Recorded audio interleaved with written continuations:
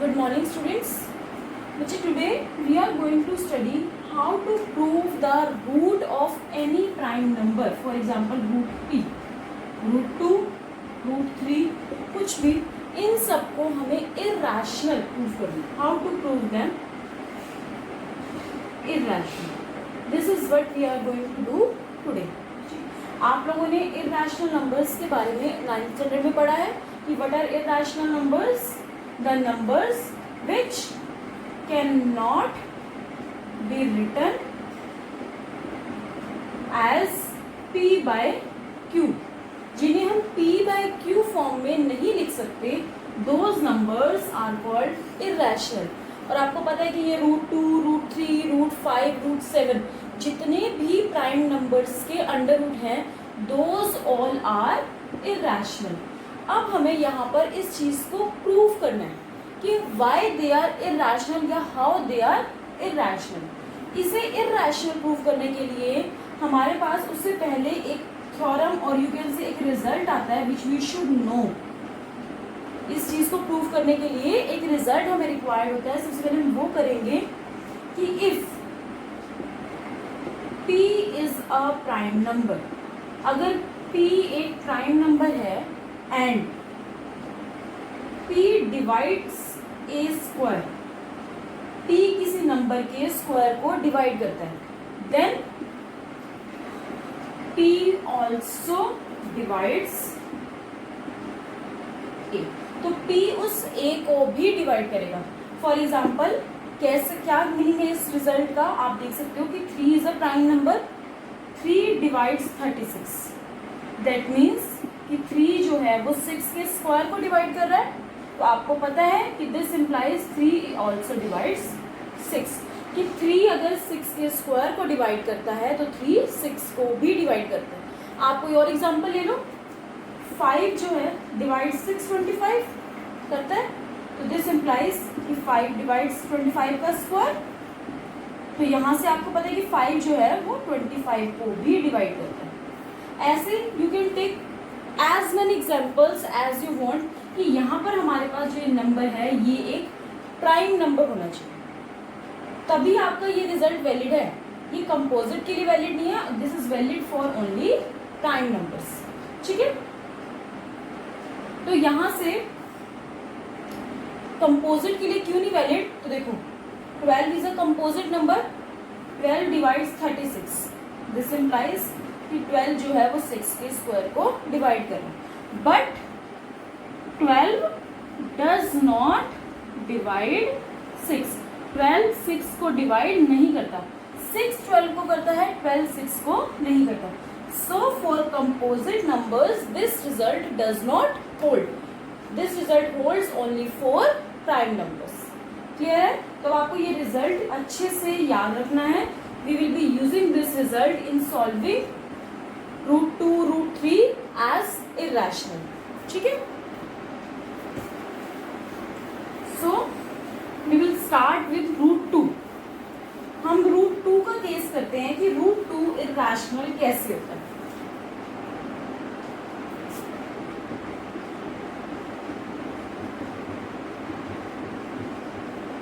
To prove √2 is irrational. इसके लिए हम क्या करेंगे बेटा, ये रिजल्ट हम करेंगे बाय कॉन्ट्राडिक्शन. कॉन्ट्राडिक्शन में क्या होता है कि जो चीज हमें प्रूव करनी होती है हम उसका अपोजिट एज्यूम करके चलते हैं.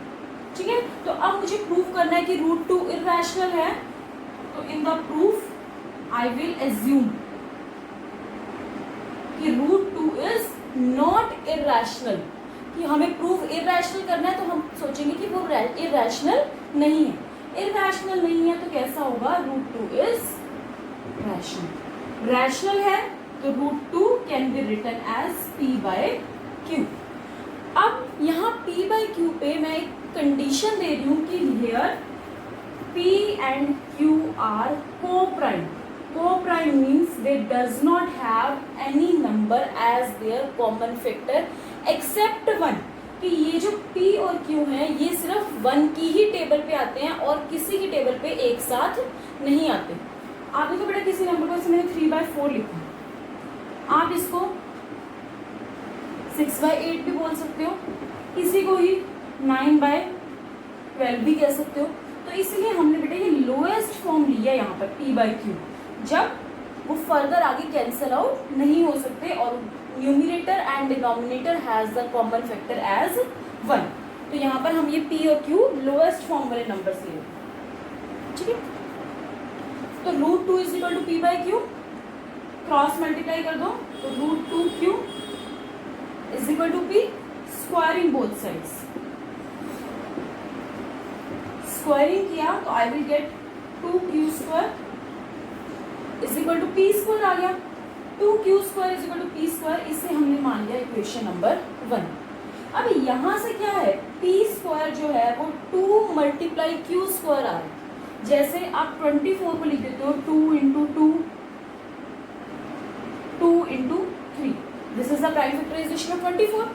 अगर हम 24 को इस तरह से लिख रहे हैं तो यहाँ पर हम क्या कहेंगे कि 2 भी 24 को डिवाइड करता है और 3 भी 24 को डिवाइड करता है, कि जो भी उसके प्राइम फैक्टर्स हैं वो उसको डिवाइड कर रहे हैं।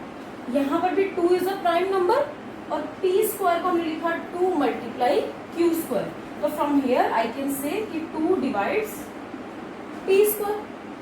2 p² है तो सिंस 2 इज प्राइम, क्योंकि 2 प्राइम है तो अभी जो हमने रिजल्ट किया था कि अगर कोई प्राइम नंबर किसी के स्क्वायर को डिवाइड करता है तो this implies 2 will divide p। 2 divides p आ गया यहाँ पर, means 2 is a factor of p। यही मतलब होता है इसका। 2 अगर p को डिवाइड कर रहा है मीन्स p जो है वो 2 की टेबल पे आ रहा है। तो यहाँ से वी कैन से कि p will be equal to 2r, where r is some integer, क्योंकि p जो है वो 2 की टेबल पे आ रहा है तो 2 इंटू समथिंग होगा। Now put this in 1, put p is equal to 2r in 1 में जो पुट करेंगे तो 2q² इज इक्वल टू, सिर्फ p के प्लेस पे वैल्यू पुट कर रही हूँ तो square will remain as it is. तो इस स्टेप के बाद क्या आ जाएगा हमारे पास, 2q² is equal to 4r²। 2 इधर आगे कैंसिल हो जाएगा, 1 2, तो from here we get q² is equal to 2r²। Same previous one आ गया, q² is equal to 2r²। बस इंटीजर्स का डिफरेंस है, p की जगह q की जगह r, बाकी तो जो वे है लिखने का वो तो सेम ही है। तो यहाँ से भी आप क्या कह सकते हो कि q² is equal to 2 × some number. तो 2 is a prime number, so this implies 2 divides q² and this will imply कि 2 डिवाइड्स q। 2 अगर q² को डिवाइड करेगा तो 2q को भी डिवाइड करेगा। From this result as 2 is a prime number, 2 prime number है, q² को डिवाइड कर रहा है तो ये q को भी डिवाइड करेगा। 2q को डिवाइड कर रहा है, 2p को भी डिवाइड कर रहे हैं। तो यहाँ से from 2 and 3, from 2 and 3 we can say, from 2 and 3 2 is the common factor of p and q। जो 2 जो है वो p और q का कॉमन फैक्टर आ गया, और कॉमन फैक्टर आ गया तो यहाँ से इस स्टेप से हमारी कॉन्ट्राडिक्शन आ गई। हमने बोला था p एंड q को प्राइम है, मीन्स उनका कोई भी कॉमन फैक्टर एक्सेप्ट 1 एग्जिस्ट नहीं कर सकता। So this is a contradiction, our assumption is wrong and √2 is irrational. ठीक है, यहाँ से आ गया। So this is contradiction, this is contradiction. ये कॉन्ट्राडिक्शन आ गई, our assumption was wrong and hence √2 is irrational। अब सिमिलरली आप किसी भी नंबर के लिए ये प्रूव कर सकते हो। √3 करना है तो यहाँ पर √3 आ जाएगा, तो 3 will be the common factor of p and q, तो आपका क्वेश्चन हो जाएगा। बस आपको ये ध्यान रखना है you have to mention this thing specifically कि p और q हमारे को प्राइम होने चाहिए, क्योंकि यहीं से हमें कॉन्ट्राडिक्शन लेके आनी है। ठीक है, नाउ ये तो था जब हमें सिंगल नंबर्स को प्रूव करना है इरैशनल। जब मुझे √2, √3, √5, √7, √11 किसी भी नंबर को प्रूव करना है, √13 सो ऑन, इन सब नंबर्स को we can now prove as irrational. अब अगर मेरे पास आ जाए इनकी कोई कंबाइंड फॉर्म हम कर दें, फॉर एग्जाम्पल 5 - 2√5 या 5 - 2√7, प्रूव इट एज इरैशनल। अभी तो सिंगल सिंगल नंबर्स को करना था तो हमने कर दिया। तो अब अगर इस तरह से कोई कंबाइंड फॉर्म आ जाए तो हम क्या करेंगे, तो अब आपको फिर से इस √7 को शो नहीं करना इरैशनल, अब आपको सिर्फ दूसरे मेथड से प्रूव करना है कि √7 को यू हैव टू एज्यूम। अब आप उसको लेके चलोगे कि √7 आपका इरैशनल है, ये हमें पता है, ठीक है। तो अब इसको हम कैसे करेंगे, सिंस इरैशनल प्रूव करना है, सेम वही चीज कि let it be rational, let या assume 5 - 2√7 is not irrational, means it is rational. Rational है तो 5 - 2√7 can be written in P by Q form, where P and Q are integers and Q not equal to 0. यही definition होती है rational numbers की हमारे पास, ठीक है। तो यहाँ से आप सिर्फ √7 को एक साइड रखोगे, बाकी सब कुछ हम दूसरी साइड ले जाएंगे। तो √7 is equal to 5 - P by Q into 1/2। Solve करके it will B 5Q - P by 2Q। अब बेटा अगर P और Q इंटीजर्स है, Q इंटीजर है तो 5 into Q भी इंटीजर होगा, और इंटीजर में से एक इंटीजर को माइनस करोगे तो this will also be an integer. Similarly Q integer 2 से मल्टीप्लाई होगा तो it will always be an integer. Q not equal to 0 है तो 2Q भी नॉट इक्वल टू 0 आएगा। तो इंटीजर बाय इंटीजर फॉर्म क्या होती है, this means this 5Q - P by 2Q is a rational number. ये रैशनल नंबर है, ये किसके इक्वल था, √7 के, तो this implies √7 is rational. But we know, क्या पता है हमें कि √7 जो है वो रैशनल नहीं है, √7 इज नॉट रैशनल। अब देखो दोनों चीजें तो हो नहीं सकती कि √7 रैशनल भी हो और √7 रैशनल ना भी हो, so that means this is a contradiction, our assumption was wrong and 5 - 2√7 is irrational। तो जब कंबाइंड फॉर्म आ जाती है प्लस माइनस में, मल्टीप्लाई डिवाइड में, तो then you will use this method. आप अब √7 को पूरा प्रूव करके नहीं दिखाओगे, you will only use the result कि √7 हमारे पास क्या होता है, इरैशनल नंबर होता है। Is it clear now? Now from these two concepts you can do your exercise 1.3 yourself. Exercise 1.3 अब आपकी अपने आप हो जाएगी। यहाँ से we will follow the concept of now exercise 1.4। अब हम एक्सरसाइज 1.4 का कंसेप्ट देखते हैं कि उसमें हमारे पास क्या है। In exercise 1.4 we have the decimal expansions. Decimal expansions आपको पता है 3 टाइप्स की होती हैं। फर्स्ट वन इज टर्मिनेटिंग और सेकेंड होती है नॉन टर्मिनेटिंग। टर्मिनेटिंग मीन्स जो कहीं रुक जाती है, टर्मिनेट का क्या मीनिंग होता है, टू स्टॉप। तो ऐसी डेसिमल एक्सपेंशन जो कहीं पर रुक जाती है, फॉर एग्जांपल 3.258 रुक गई, जिसका एक पर्टिकुलर स्टॉपिंग पॉइंट है 4.068978 रुक गई इसके बाद ही, तो this is a terminating decimal number.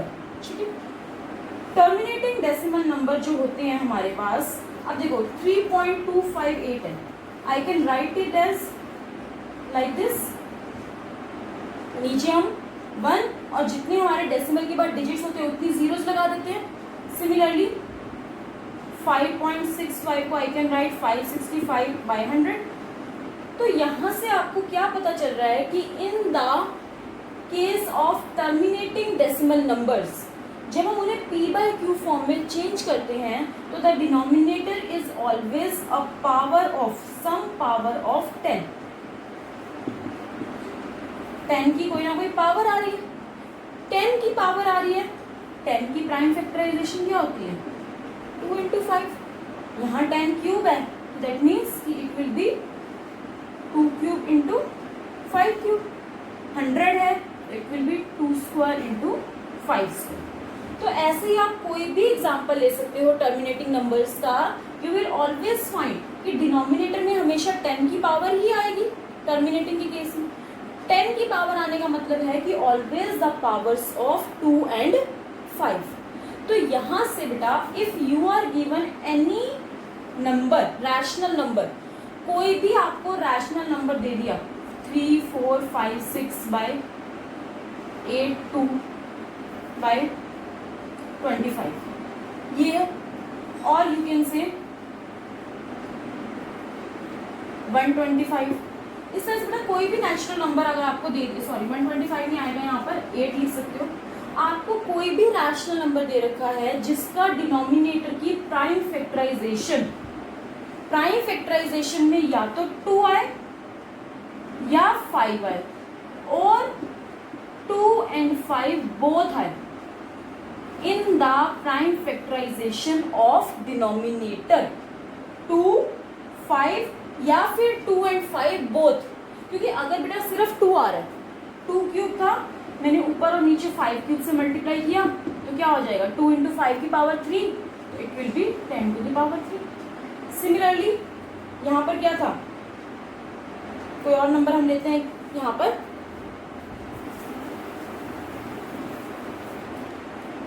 मैंने लिख दिया 135 बाय 5 की पावर 2, 25। इसको हम 5 की पावर 2 लिख सकते हैं, ऊपर और नीचे 2 की पावर 2 से मल्टीप्लाई किया, सॉरी 5 की पावर 2 लिखा था। सॉरी बेटा again look at this number 135 by 25। 25 को you can write as 5 square, 5 square. अब यहाँ पर आपके पास एक और चीज है कि आपको इसको सिंप्लीफाई करके चेक करना है, ऐसे ही चेक नहीं करोगे। 5 और ये क्या हो जाएगा 27, so it will be 27 by 5। एक 5 है तो एक 2 से हमने मल्टीप्लाई किया तो it will be 54 by 10, that means 5.4। हो गया टर्मिनेटिंग में चेंज। तो आपके पास डिनोमिनेटर में या तो सिर्फ 2 आए या 5 आए, और अगर दोनों ही आ गए तो वैसे ही 10 बन जाएगा। इनके अलावा और कोई नंबर नहीं आ रहा अभी टर्मिनेटिंग के लिए। तो अगर हमारे पास कोई भी rational number p by q given है and the prime factorization of q has only prime factors, जो प्राइम फैक्टर्स हैं उसके दैट आर आइदर 2 और 5 और 2 एंड 5 बोथ, तो ये हमारी कैसी डेसिमल एक्सपेंशन होगी, टर्मिनेटिंग डेसिमल एक्सपेंशन। और आप इसका वाइस वर्सा उल्टा भी कह सकते हो कि अगर मेरे पास रैशनल नंबर में, अगर मेरे पास कोई टर्मिनेटिंग नंबर गिवन है, अगर मेरे पास कोई टर्मिनेटिंग नंबर गिवन है, तो अगर मैं इसे चेंज करूंगी into rational numbers, terminating decimal number को if we change into decimal form, sorry into rational form, terminating to rational, rational में चेंज करेंगे तो आपसे अगर पूछा जाता है कि टर्मिनेटिंग को अगर आप p by q form means rational number में चेंज कर रहे हो तो what can you say about q, तो आप लिख सकते हो कि q has prime factors only 2 और 5 और 2 एंड 5 बोथ। ना ये दोनों चीजें सीधी और उल्टी दोनों वे में काम कर रही है। रैशनल नंबर गिवन है, उसकी डेसिमल एक्सपेंशन पूछी हुई है, तब भी आप बता सकते हो कि अगर आप सिर्फ डिनोमिनेटर के प्राइम फैक्टर्स चेक करो, सिर्फ 2, 5 आ रहे हैं तो इट विल बी टर्मिनेटिंग, और टर्मिनेटिंग नंबर गिवन है तो उसकी डेसिमल एक्सपेंशन डिनोमिनेटर की, सॉरी डिनोमिनेटर के प्राइम फैक्टर सिर्फ 2 और 5 होने चाहिए। तो दोनों सीधा भी और उल्टा भी दोनों केसेस में काम करेगा। नेक्स्ट टर्मिनेटिंग नंबर्स का यहीं तक का था हमारा काम। Now non terminating numbers. Non terminating numbers हमारे पास दो टाइप के होते हैं। First is repeating and second is non repeating. सबसे पहले हम नॉन रिपीटिंग की बात करते हैं। नॉन रिपीटिंग जहां पर कोई एक फिक्स्ड पैटर्न रिपीट नहीं होता। फॉर एग्जाम्पल 3.0100110000 कुछ भी, so on it is moving on. ठीक है, कहीं पे भी ये स्टॉप नहीं हो रहा, कोई पैटर्न भी फॉलो नहीं हो रहा, तो these type of numbers are irrational. ये कैसे नंबर्स होते हैं? इन्हें हम p बाई क्यू फॉर्म में चेंज नहीं कर सकते। इरैशनल नंबर्स हैं, p बाई क्यू फॉर्म में नहीं चेंज होंगे, तो इनके बारे में तो हमें आगे फर्दर कुछ डिस्कस करना ही नहीं। But if we are talking about repeating numbers, for example 1.272727 और यू कैन से 1.27 बार, तो इस टाइप के जो नंबर्स थे, आपने in the 9th standard you have studied how to convert these numbers into rationals, how to write this type of decimal expansion into rationals। ये आप लोग 9th स्टैंडर्ड में करके आए। ठीक है, तो अब हमें यहाँ पर डेसिमल, इसको रैशनल में कन्वर्ट नहीं करना है। We just have to tell about the prime factorization of the denominator. अब इस केस में क्या होता है कि अगर मेरे पास non terminating repeating numbers given है, तो यहाँ पर जब इसको हम रैशनल में कन्वर्ट करते हैं, तो the denominator has a prime factor which is other than 2 and 5। 2 और 5 हो भी सकते हैं और नहीं भी हो सकते हैं, बट 2 और 5 के अलावा कोई और प्राइम फैक्टर 3, 7, 11, 13, 23, 19, कुछ भी 17, इनमें से भी कोई ना कोई एक फैक्टर अगर हमारा डिनोमिनेटर में आ जाता है, तो it will B non terminating repeating number. ठीक है, और यहीं से आप वाइस वर्सा भी कह सकते हो, इसका अपोजिट भी, कि if the denominator has a prime factor which is other than 2 and 5, then that rational number can be written as non-terminating repeating number। सीधा भी और उल्टा भी।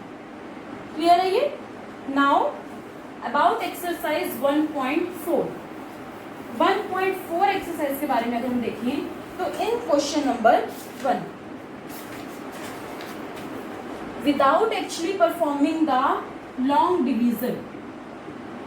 डिवीजन परफॉर्म किए बिना, you have to tell whether the following rational numbers will have a terminating decimal expansion और non terminating repeating. आपको divide नहीं करना है, विदाउट डिवाइडिंग। और विदाउट डिवाइडिंग क्या है हमारे पास, कि आप डिनोमिनेटर के प्राइम फैक्टर्स चेक करो। और एक बात और यहाँ पर आपको ध्यान रखनी है कि whenever you are checking the prime factors of the denominator, first of all check whether the given number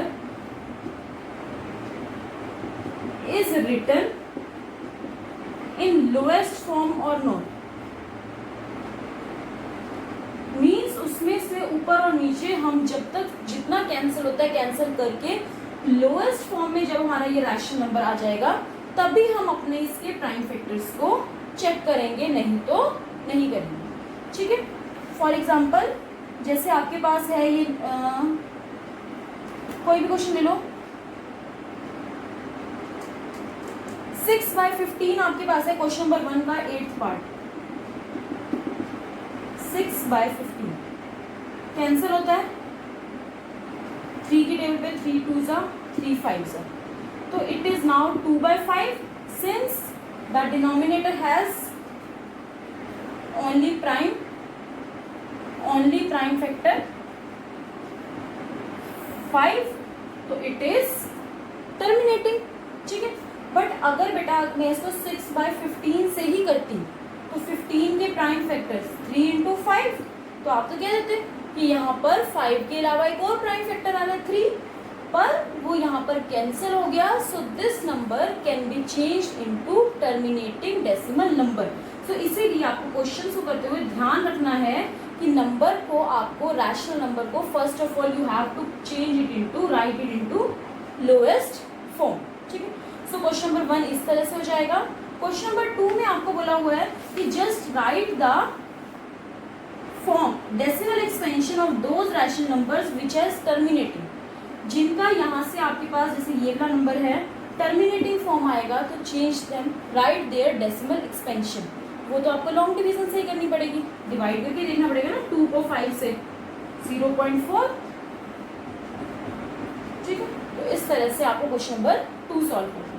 question number 3 में आपको डेसिमल एक्सपेंशंस गिवन है और आपको बताना है कि वो रैशनल नंबर बनता है या नहीं बनता, और अगर बनता है तो क्यू के बारे में आप क्या बोल सकते हो। क्वेश्चन नंबर 3 का फर्स्ट पार्ट जैसे है 43.1 2 3 4 5 6 7 8 9, this is the first part, terminating है, it can be change into rational, और टर्मिनेटिंग है तो रैशनल है तो q has only prime factors 2 और 5 और 2 and 5, ठीक है। सेकेंड इसमें है कोई भी पैटर्न फॉलो नहीं हो रहा, सेकेंड तो आपका इरैशनल नंबर है, और जो थर्ड है, थर्ड में आपके पास बार लगा हुआ है, यही नंबर है 43.1 2 3 4 5 6 7 8 9 बार, तो this also can be written as rational number, ये भी हमारा रैशनल नंबर की फॉर्म में लिखा जा सकता है क्योंकि नॉन टर्मिनेटिंग रिपीटिंग फॉर्म है, सो it can be written in the rational, it can be written as rational number, and Q has at least one prime factor, Q के पास कम से कम एक ऐसा प्राइम फैक्टर होगा which is other than 2 and 5, Q के पास कम से कम एक ऐसा prime factor होगा जो 2 और 5 के अलावा होगा। क्लियर है? So now your homework will be do exercise 1.3 and 1.4 plus assignment. You will be provided with an assignment. You will